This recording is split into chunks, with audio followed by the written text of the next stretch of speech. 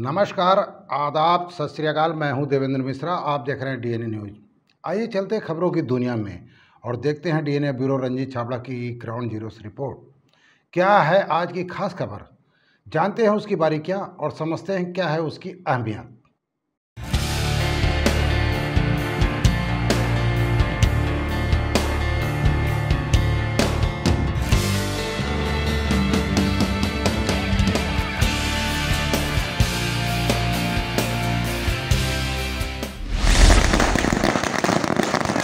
कोई नहीं है टक्कर में, फूल भाई फूल, कमाल के फूल, भारतीय जनता पार्टी जिंदाबाद जिंदाबाद जिंदाबाद। बिहार विधानसभा चुनाव सहित अनेक राज्यों में संपन्न हुए उपचुनाव में कमल खिलने से विपक्षी दल कांग्रेस बुरी तरह हतोत्साहित है। भाजपा की जीत को ईवीएम की जीत बताते हुए कांग्रेस नेता जहां हार का ठीकरा मोदी सरकार की नीतियों पर फोड़ रहे हैं, वहीं छत्तीसगढ़ के प्रतिष्ठापूर्ण मरवाही उपचुनाव में कांग्रेस की जीत को ऐतिहासिक और विकास की जीत कांग्रेसी बता रहे हैं। गलतियां तो कहीं से नहीं हुई। चुनाव प्रचार और मतदाताओं का साथ भरपूर मिला। सरकार और सत्ता का जो दुरुपयोग खुलेआम बिहार में हुआ, उसका परिणाम, प्रारंभिक परिणाम और जो टीवी चैनलों में प्रारंभिक बताया गया जीत के और अग्रसर थे, मगर बाद में जो शाम को आते आते परिणाम, जो कम से कम 18 से 20 सीटें थी, वो 500-1000 के बीच के अंतर में वहाँ काउंटिंग में अंतर चल रहा था। अंतिम परिणाम में जो लोग 18 से 20 वोट से घोषित थे, रिकाउंटिंग में उन्होंने दोबारा रिकाउंटिंग नहीं की गई और सत्ता सरकार का जितना उपयोग उन लोग कर सकते थे उन्होंने किया। उसी का परिणाम है कि बिहार चुनाव हम लोग हार गए।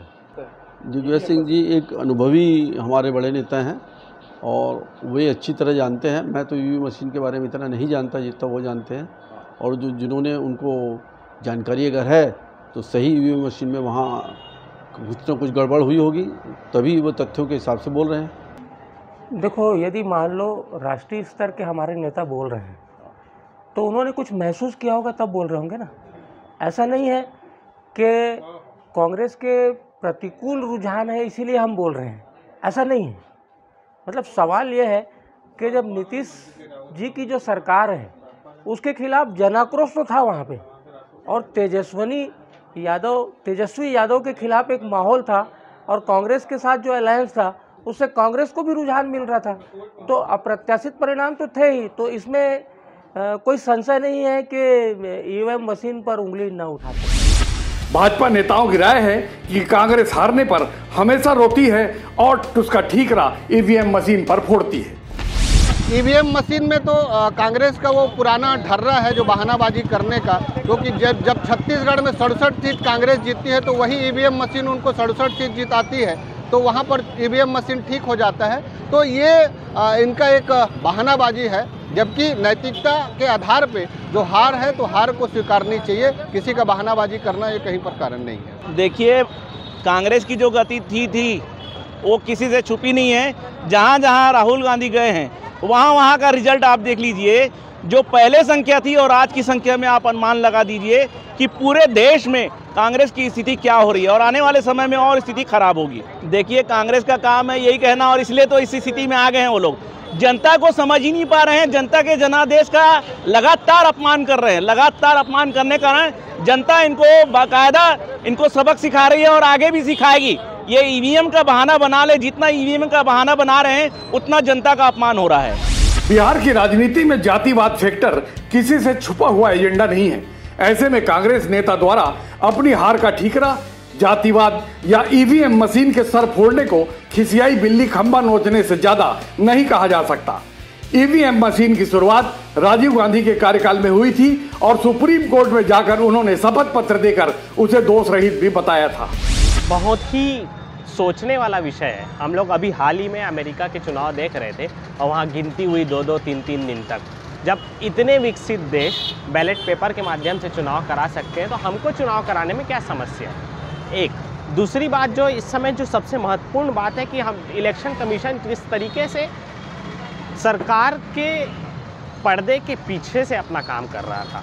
हम लोगों ने किशनगंज में देखा कि वहाँ का प्रत्याशी 1266 वोट से जीत जाता है, लेकिन वहाँ के जो रिटर्निंग ऑफिसर है उसको सर्टिफिकेट नहीं देते हैं। वहाँ के लोगों को रिकाउंटिंग करा के उसको ये बता देते हैं कि आप 60 वोट से हार गए। तो ये कैसा समय आ गया है। इलेक्शन कमीशन को अपनी जो स्थिरता है, अपनी जो मौजूदगी है, जो टी.एन. सेशन साहब, हम लोग टी.एन. सेशन साहब के छात्र रहे हैं, टी.एन. सेशन साहब ने जिस तरीके से मैं इलेक्शन कमीशन को एक नया आह्वान दिया था, वैसे आज इलेक्शन कमीशन को अपना स्थिरता साबित करने का समय है। अगर वो इस तरीके से चुनी हुई पार्टियों के पीछे, चुनी हुई सरकारों के पीछे से अपना काम करेगी और सरकारों के लिए अपना काम करेगी, तो इलेक्शन कमीशन का कोई महत्व नहीं रह जाता। वो सीबीआई और ईडी के एक तोते जैसे हो जाएगी। कांग्रेस पार्टी शुरू से ही प्रजातंत्र का और वोटरों का सम्मान करती है। जीत हार तो चुनाव में लगे रहती है और बिहार की जनता ने जो इस समय मैंडेट दिया है, करीब करीब 2-3 सीट का फ़र्क है। इसको हम ज़्यादा बड़ी हार नहीं मान सकते। हाँ, ये ज़रूर है कि हार तो गए, लेकिन इसका ये मतलब नहीं है कि हम बराबरी में नहीं है। आज भी मैं कहता हूँ कि बिहार में जो भी चुनाव हुआ है, जो भी मतलब रिजल्ट आए हैं, उससे तो ऐसा लगता है कि टक्कर बराबरी की थी। बिहार विधानसभा चुनाव और अन्य राज्यों में संपन्न हुए उपचुनाव में जीत को भाजपा नेता मोदी मैजिक और लोकप्रियता बरकरार जैसे तर्कों के साथ आसाम और बंगाल को भी जीतने के दावे कर रहे हैं। मैं तो इस गठबंधन को एक सफल गठबंधन मानता हूं। लगातार चौथी बार नीतीश कुमार जी का मुख्यमंत्री का मार्ग प्रशस्त होना और एनडीए जो राष्ट्रीय जनतांत्रिक गठबंधन था, जिसकी नींव अटल जी आडवाणी जी ने रखी थी, वो आज कहीं ना कहीं 15 साल 20 साल में लोगों का सत्ता से मोह भंग हो जाता है, लेकिन एनडीए के गठबंधन से लोगों का मोह भंग नहीं हुआ। और यह एक गठबंधन जो है अद्वितीय गठबंधन है, जिस पर बिहार की जनता ने चौथी बार विश्वास की है।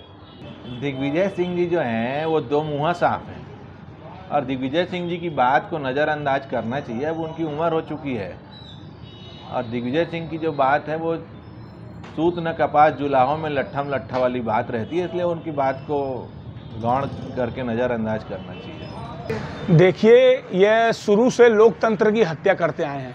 कांग्रेस मतलब लोकतंत्र की हत्या। आज हम छत्तीसगढ़ में जनता ने जनादेश दिया, हमने उसका स्वीकार किया। आज हमने हारे, हम स्वीकार किया उसको। अगर जहां भी महागठबंधन कांग्रेस का हारेगा, मतलब ईवीएम मशीन खराब है। और मैं बहुत बहुत बधाई दूंगा इनके आकलन को भी। इन्होंने कहा था हम 28 सीट जीतेंगे और बहुत बहुत धन्यवाद, आभारी हूं मैं इनका कि वाकई में 28 सीट जीते हैं। भाई, जितने उपचुनाव है उसमें 28 सीट इन्होंने हासिल की। खुशी बहुत बड़ी है। पूरे देश में हम 4-4 राज्यों में विजय हासिल किए हैं और एक में तो हमारी सरकार बनी है, एमपी में हमारी सरकार बनी है, उपचुनाव में हम क्लियर कट जीत रहे हैं। इस कारण इस खुशी में मिठाई बांट रहे हैं। वो जिस राज्य में जीतते हैं उस राज्य में ईवीएम का कोई लफड़ा नहीं होता और जिन जिन राज्यों में हम लोग जीत जाते हैं उन राज्यों में ईवीएम का लफड़ा होता है। जी, इस जीत को मैं नीतीश कुमार जी जो हमारे महागठबंधन के एक क्रम में थे, जो वो भले ही सीटें कम लाए, लेकिन हमारे मोदी जी की जो लहर चली उसमें उन्होंने सामने वाली पार्टियों को चारों खाने चित कर दिया। और ये आज हमारे देश में एक तरह से कहा जाए कि सिर्फ और सिर्फ मोदी जी की लहर चल रही है और आने वाले समय में हम पूर्ण बहुमत के साथ बंगाल को भी विजयी हासिल करेंगे और इसमें ममता बनर्जी जी को मुंह की खानी पड़ेगी। बहरहाल एग्जिट पोल की पोल स्वयं एग्जैक्ट पोल ने खोल कर रख दी है और आकलन और जमीनी हकीकत में बहुत अंतर होता है यह बता भी दिया है। बिहार चुनाव परिणामों ने अपने परिणामों से यह सिद्ध भी किया है। निश्चित रूप से जीत का श्रेय तो मोदी जी को मिलेगा, क्योंकि वही मुख्य योद्धा थे और भाजपा जिस प्रकार से आगे बढ़ी है और वहाँ पर 72-74 सीटें आई है, तो उसका तो पूरा का पूरा इम्पैक्ट आएगा। मोदी का ही प्रभाव था, मोदी जी का ही प्रभाव था। पर लोकल समीकरण भी देखने पड़ते हैं, विशेष रूप से जब अगर अपन समीक्षा कर रहे हैं और जब समीक्षा करते हैं तो ये देखते हैं कि किन काल परिस्थितियों में किस प्रकार का एजेंडा रखा गया है। एक अप्रत्याशित रूप से एक कल्पना की गई कि 10 लाख लोगों को हम रोजगार दे देंगे है।